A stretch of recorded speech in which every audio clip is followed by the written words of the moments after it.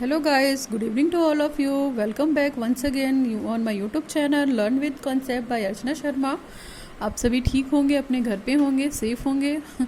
Now अभी हम अपने कोर्स 2 की जो सीरीज़ थी उसमें अगले टॉपिक को कंटिन्यू करते हैं, contemporary issues and the India. ठीक है, तो कंटेम्प्रेरी एजुकेशन इन इंडिया ये आपका टॉपिक है, मतलब आपका कोर्स है, कोर्स 2 है, B.Ed फर्स्ट ईयर. नाउ उसमें हम बहुत ही इंपॉर्टेंट टॉपिक पढ़ते हैं, DPSP जिसको बोलते हैं हम, directive principle of state policy in the Indian constitution. यानी कि जो राज्य के नीति निर्देशक तत्व हैं उनके बारे में हम बात करेंगे कि राज्य के नीति निर्देशक तत्व क्या हैं, प्रिंसिपल क्या हैं, उनके सिद्धांत क्या हैं. ठीक है, और वो किस तरह की बात करते हैं. ठीक है, तो DPEP इसको शॉर्ट में बोलते हैं. ठीक, और आपको पता है कि ये बहुत इंपॉर्टेंट रोल प्ले करता है, और स्पेशली जिसमें रोल होता है वो किसका होता है, स्टेट गवर्नमेंट का होता है. यहाँ पे लिखा हुआ बड्डा बड्डा आप देख सकते हैं कि directive principle of state policy. ठीक है, तो इसकी जो पॉलिसी और जो लॉज बनाएगा वो कौन बनाएगा, जाहिर सी बात है स्टेट बनाएगा. ठीक है, तो स्टेट इन सब चीज़ों को फॉलो करता है. और ये जो डायरेक्टिव एलिमेंट बने थे, डायरेक्टिव प्रिंसिपल जो बनाए गए थे वो किस लिए बनाए गए थे, आप लोगों के लिए ही बनाए गए थे कि जो भारत के नागरिक हैं उनके हित की बात की जाए, उनके कल्याण की बात की जाए, किसी के साथ अन्याय ना हो सामाजिक तौर पे, चाहे आर्थिक तौर पे, या अनजस्टिस ना हो, सभी को इक्वल अपॉर्चुनिटी मिले हर फील्ड में. तो डायरेक्टिव एलिमेंट हमारा यही बात करता है. हमने इससे पहले जब फंडामेंटल राइट पढ़ा था तो आपको बता दें कि ये भी एक तरीके का फंडामेंटल राइट ही है. ठीक है, लेकिन इस डायरेक्टिव एलिमेंट, डायरेक्टिव प्रिंसिपल को हम कोर्ट में क्या कर सकते हैं, इसके खिलाफ या इसके अगेंस्ट में रिट दायर नहीं कर सकते हैं. यानी कि इसको पार्लियामेंट में प्रेजेंट नहीं किया जा सकता है, और मौलिक अधिकार के तहत आप लड़ सकते हैं. ठीक है, मौलिक अधिकार यानी कि फंडामेंटल राइट क्या कहता है आपको कि अगर आपका किसी भी लॉ का शोषण हो रहा है, किसी भी अधिकार का शोषण हो रहा है, तो आप संसद में जाकर उसके खिलाफ लड़ सकते हैं. लेकिन अगर डायरेक्टिव प्रिंसिपल की बात करते हैं हम, जो स्टेट पॉलिसी बनाती है, ठीक है, इंडियन इंस्टीट्यूशन में, इंडियन कॉन्स्टिट्यूशन में, तो इसको आप कोर्ट में या जजमेंट में पेश नहीं कर सकते हैं. ठीक है, यही डिफरेंस है फंडामेंटल राइट्स में और directive element, directive principle of state policy में. तो आप इसको ध्यान रखिएगा, दोनों ही फंडामेंटल राइट हैं ऑलमोस्ट. ठीक है, लेकिन फंडामेंटल राइट को संसद में पेश होने का अधिकार है, उस पर आप बहुत सारे काम कर सकते हैं अगर किसी भी तरीके का शोषण हो. लेकिन DPSP को आप न्यायालय में या पार्लियामेंट में प्रेजेंट नहीं कर सकते हैं. और अगर आपके साथ कुछ गलत भी हुआ है तब भी आप इसको न्यायालय में जाकर चीज़ों को एक्शन में नहीं ला सकते हैं कि हाँ हमारे साथ ये गलत हो रहा है तो ऐसा क्यों हो रहा है. ये राइट कोर्ट आपको नहीं देता है, ये केवल क्या है, स्टेट लेवल पे काम करता है. तो चलिए हम बात करते हैं. पहली बात तो आपको ये बता दें कि ये बहुत ही इंपॉर्टेंट रोल प्ले करता है, नीति निर्देशक तत्व. और पहली चीज़, ये पार्ट 4 से लिया गया है. ठीक है, आपने इससे पहले फंडामेंटल ड्यूटीज़ पढ़ा है तो आपने देखा है कि उसको कहाँ से लिया गया है, पार्ट 4A से लिया गया, यानी कि भाग 4A से लिया गया. ठीक, पार्ट 4A से लिया गया था फंडामेंटल ड्यूटीज़. अभी हम यहाँ पे क्या बात कर रहे हैं, यहाँ पे हम डायरेक्टिव प्रिंसिपल्स की बात कर रहे हैं. तो ये पार्ट 4 से लिया गया है, और इसमें जो आर्टिकल्स आ रहे हैं वो आर्टिकल 36 से लेके 51 तक, यानी कि आर्टिकल नंबर 36 से लेकर 51 तक जितने भी आर्टिकल आएंगे वो DPSP में आएंगे, और इन आर्टिकल्स को आपको डिटेल में पढ़ना है. ठीक है, चलिए बात करते हैं directive principle in India. Directive principle in India का मतलब क्या है, the directive principles of state policy are guideline और the principle given to the central and state government. ये काम देखिए क्या है, स्टेट गवर्नमेंट का है.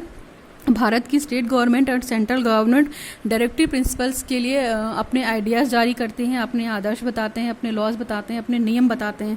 लेकिन ये नियम और आदर्श जो भी ये बनाते हैं, अपने माइंड में इस चीज़ को रख के बनाते हैं कि इसमें हम नागरिकों के हितों की बात करें, उनके कल्याण की बात करें, उन पर किसी भी चीज़ की मतलब कास्ट, जेंडर या इस तरफ चीज़ों की मतलब अनजस्टिस ना हो, किसी भी तरह का अन्याय ना हो, उनके साथ न्याय की, यानी कि उनके हितों की बात किस में हम करते हैं, अगर बोला जाए तो डायरेक्टिव प्रिंसिपल में बात करते हैं. लोक कल्याण की अगर हम बात करते हैं तो बात करते हैं उनके हितों की. और आपको मैंने ऊपर बता ही दिया है कि it contained in the part 4 of the constitution of India are not enforceable by the any court. पहली बात तो इसे हम कोर्ट में एनफोर्स नहीं कर सकते हैं. आपको ये भी मैंने बताया कि फंडामेंटल राइट और डायरेक्टिव एलिमेंट में यही डिफरेंस है कि डायरेक्टिव प्रिंसिपल को आप कोर्ट में पेश नहीं कर सकते हैं, और फंडामेंटल राइट को आप कोर्ट में पेश कर सकते हैं, रिट डाल सकते हैं, लेकिन इसके खिलाफ कोई रिट नहीं डाल सकते. तो ये तो हमारा डायरेक्टिव प्रिंसिपल है इंडिया में.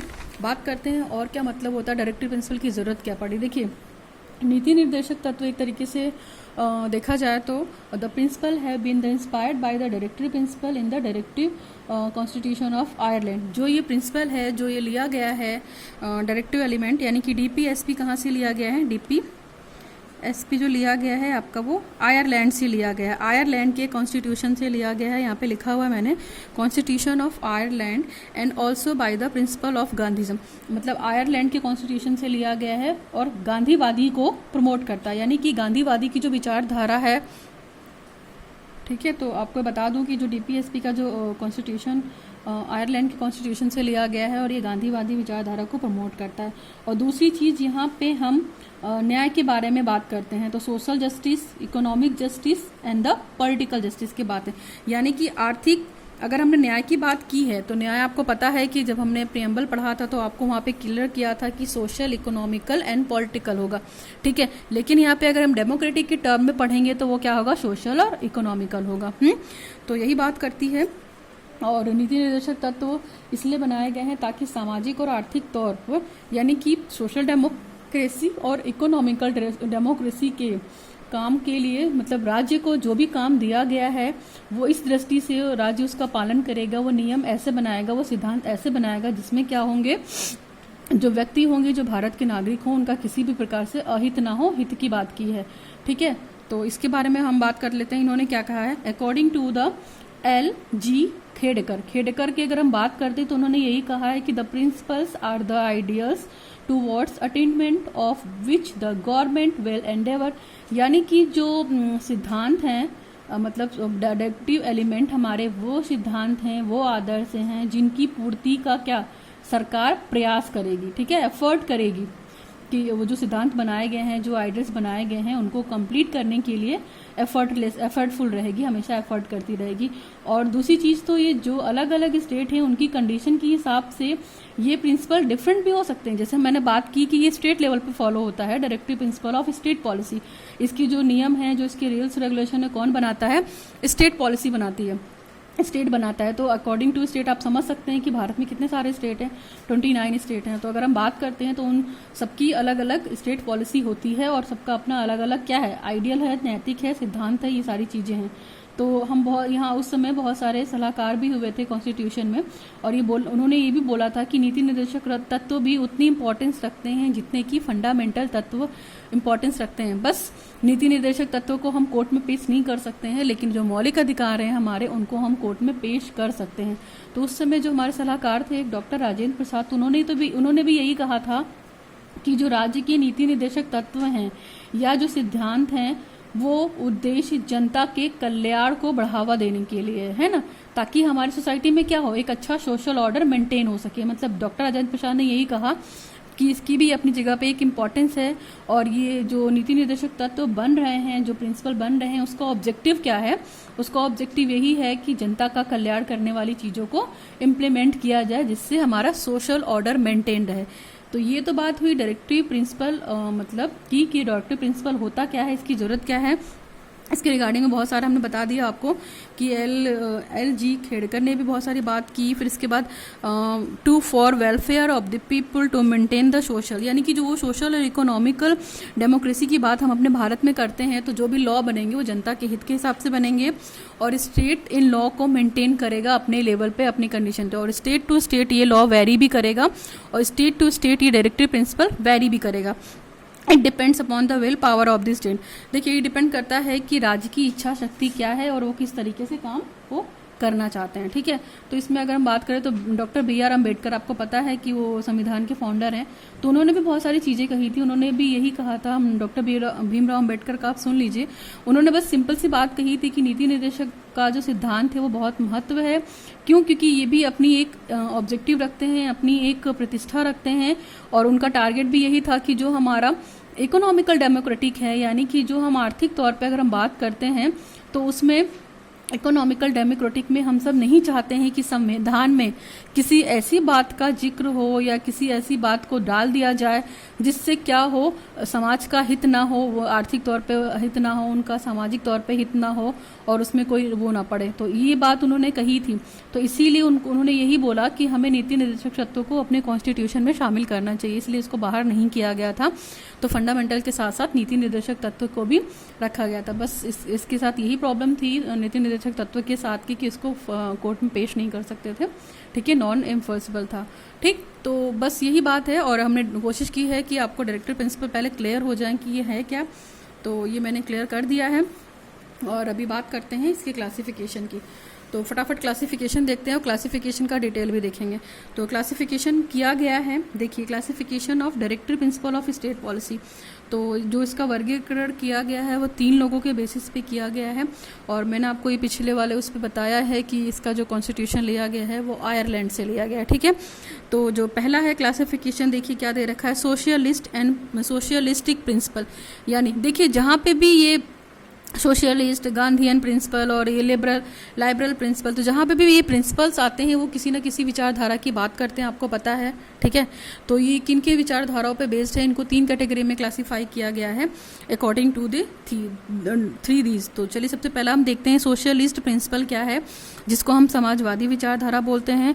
दूसरा जो क्लासिफिकेशन है वो गांधीयन प्रिंसिपल है, यानी कि गांधीवादी विचारधारा है। और जो तीसरा है वो लाइबरल प्रिंसिपल है, उदारवादी विचारधारा। तो हम थोड़ा सा पहले इनसे रिलेटेड आर्टिकल्स पढ़ने से पहले हम थोड़ा डिस्कस कर लेते हैं कि सोशलिस्ट प्रिंसिपल क्या होता है, गांधीयन प्रिंसिपल क्या होता है और लाइबरल प्रिंसिपल क्या होता है। तो चलिए सोशलिस्ट की बात करते हैं। तो आप समझ रहे हैं कि यहाँ पे समाजवादी विचारधारा, यानी कि समाजवादी विचारधारा का मतलब क्या हुआ कि जो मान लीजिए जो समान जनता रह रही है तो उसको भी उसके साथ न्याय हो, उसके साथ जस्टिस हो, यानी कि सोशलिज्म की बात करते हैं। तो सोशलिज्म में क्या आता है, व्यक्ति और समाज के मध्य का जो रिलेशन होता है वो सोशलिज्म कहलाता है। यानी कि हम सोसाइटी में जो रह रहे हैं और रहकर जो सामाजिक क्रियाएं कर रहे हैं, जो जिस प्रक्रिया में पार्टिसिपेट कर रहे हैं वो क्या है, वो सोशलिज्म है। तो यानी कि अगर राज्य ये सुनिश्चित करेगा कि जैसे मान लीजिए सभी लोग एक साथ मिलकर काम करें तो क्या होगा, उनको इक्वल अपॉर्चुनिटी देनी पड़ेगी, ठीक है ना, उनको इक्वल जस्टिस भी देना पड़ेगा सोशल तौर पे, और सभी को समाज में एक नज़र से देखना पड़ेगा, चाहे वो गरीब हो, चाहे वो दुर्बल हो, या मान लीजिए माइनॉरिटीज़ का हो, SC/ST कास्ट का हो, वीकर सेक्शन का हो, OBC का हो, ठीक है। तो इन सब चीज़ों के लिए भी, इन सब व्यक्तियों के लिए भी क्या था, समानता की बात की उसने। तो सामाजिक न्याय में और सोशलिज्म विचारधारा में हम इसी आर्टिकल्स को पढ़ेंगे जो ये आर्टिकल्स दे रखे हैं। ये सारे आर्टिकल्स यही बात करते हैं कि समाज में इतने सारे वर्गों के लोग रहते हैं जिनको इक्वल अवसर देना चाहिए, इक्वल रिसोर्स देना चाहिए, इक्वल अपॉर्चुनिटी देनी चाहिए, ताकि क्या हो, डिस्क्रिमिनेशन को ख़त्म किया जा सके, इनइक्वालिटी को ख़त्म किया जा सके, ठीक है।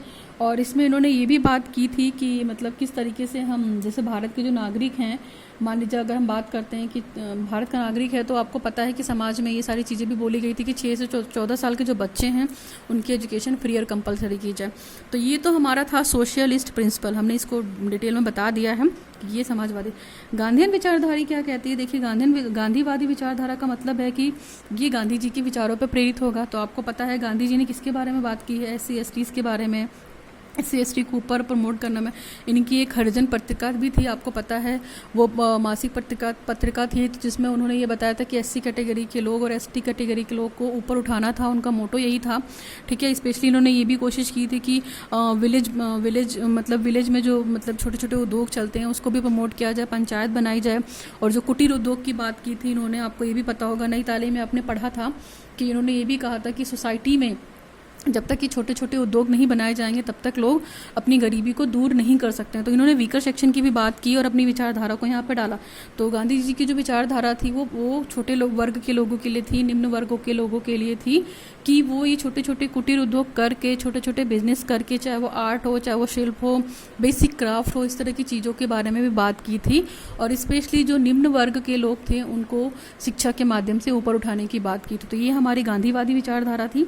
अभी आते हैं हम लाइबरल प्रिंसिपल्स के बारे में, ठीक है। तो लाइबरल प्रिंसिपल्स में क्या है, उदारवादी विचारधारा। उदारवादी से आप समझ रहे हैं क्या कि सभी के लिए इक्वल लॉ बनाया जाए, यानी कि equal law in the sense कि अगर वो मेल और फीमेल है तो सोसाइटी में उसको इक्वलिटी दी जाए, ठीक है, उस पर कास्ट के और जेंडर के बेसिस पे किसी तरीके का डिस्क्रिमिनेशन ना दिया जाए, लॉज में थोड़ी सी फ्लेक्सिबिलिटी दी जाए।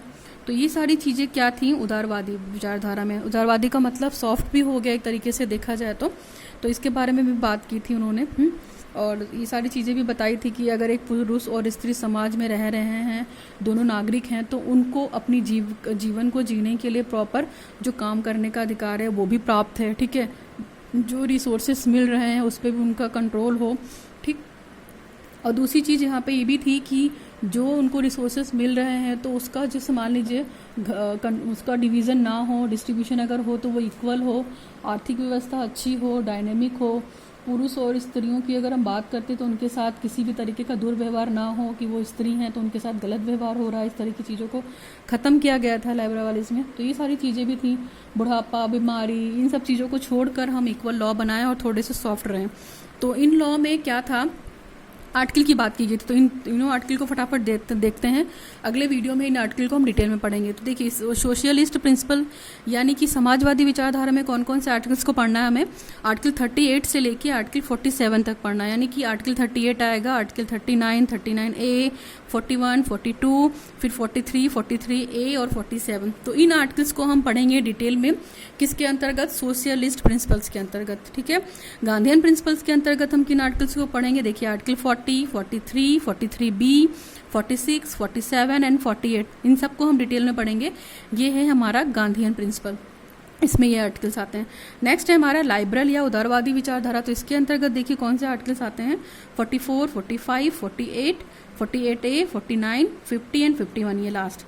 यानी कि अगर हम बात करते हैं तो अगर DPAP-SP की बात करते हैं तो आर्टिकल 38 से स्टार्ट करेंगे और आर्टिकल 51 पे ख़त्म करेंगे। तो इन आर्टिकल्स को डिटेल में पढ़ेंगे हम, ठीक है, अगले लेक्चर में। और बता दूं मैं, जो ये आर्टिकल 38 से स्टार्ट है तो उससे पहले भी 2 आर्टिकल थे हमारे, आर्टिकल 36 और आर्टिकल 37। तो आर्टिकल 36 में बहुत कुछ नहीं था, वो केवल स्टेट की डेफिनेशन को डिफाइन करते हैं, यानी कि स्टेट के बारे में बताते हैं कि स्टेट या राज्य की परिभाषा क्या है। ये आपका आर्टिकल 36 है, इस चीज़ को आप नोट के तौर पर याद रखिएगा, मैंने यहाँ पर नोट डाउन कर दिया है, ठीक है। और अगला आर्टिकल जो है 37 है।